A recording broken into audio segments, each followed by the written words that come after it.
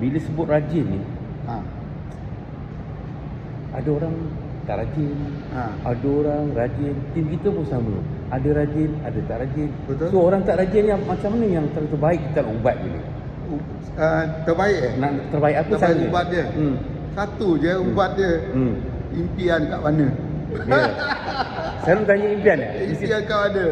Kalau tak ada impian lagi, tak adalah rajinnya. Okey. Sebut impian tu kita akan tanya sampai dia keluar impian juga ke? Betul. Ataupun dia diam, kita berdiam. Kita kena tahu dia punya impian.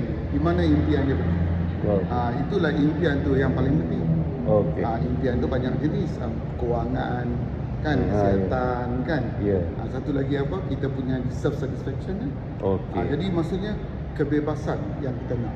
Okey, bila kita dia dah menapasti impian dia, Ha. selalunya berbeza tak dia punya tindakan selepas tu? Beza.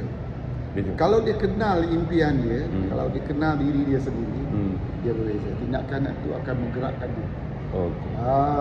Itu dia. Okey, terima kasih perkongsian pada kali ini RCCA Sufian daripada Sarawak. Hai. Ya.